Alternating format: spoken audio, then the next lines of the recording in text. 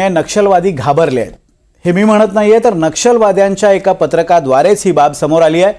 गेल्या वर्षभरापासून नक्षलवादाविरोधात सुरू असलेल्या धडक कारवायांमुळे नक्षलवाद्यांचं कंबरड मोडलं आणि या कारवायांना घाबरून नक्षलवाद्यांनी अखेर केंद्र सरकारला शांतता चर्चेचं आवाहन केलंय।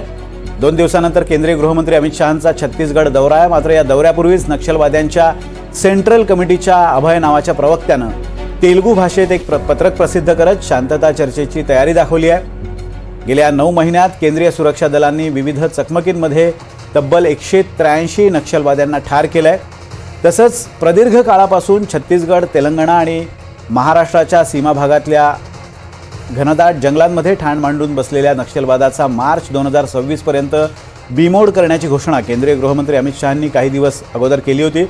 त्यांच्या या वक्तव्यानंतर नक्षलवाद्यांविरोधातील कारवायांना वेग आला होता आणि गेल्या काही दिवसात तर या कारवाया कमालीच्या वाढल्या होत्या आणि यात एकापेक्षा एक मोठी नावं असलेले नक्षलवादी मारले गेले होते। त्यातच पुन्हा 5 एप्रिल रोजी म्हणजे 3 दिवसानंतर केंद्रीय गृहमंत्री अमित शहा यांचा नक्षलग्रस्त भागाचा दौरा आहे। बस्तर भागाचा ते दौरा करणार आहेत। दंतेवाडा आणि बस्तर पंडुमच्या समारोपाच्या सोहळ्यासाठी ते उपस्थित राहणार आहेत। यावेळी नक्षलवादी कारवायांमध्ये जखमी झालेल्या जवानांची ते भेट घेतील आणि गेल्या 3 महिन्यात त्यांचा हा दुसरा बस्तर दौरा आहे आणि या दौऱ्याच्या पार्श्वभूमीवर नक्षलवाद्यांनी शांतता चर्चेची तयारी दाखवली आहे। केंद्र सरकारनं नक्षलवाद्यांविरुद्धच्या कारवाया थांबवल्या तर आम्ही शांतता चर्चेसाठी तयार आहोत असं नक्षलवाद्यांनी आवाहन केलंय।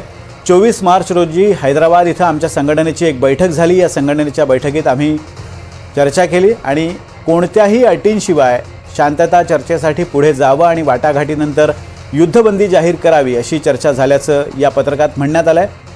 त्यानुसार आम्ही केंद्र सरकार आणि राज्य सरकारांसोबत शांतता चर्चेला तयार आहोत असं अभय नावाच्या या सेंट्रल कमिटीच्या प्रवक्त्यानं सांगितलंय।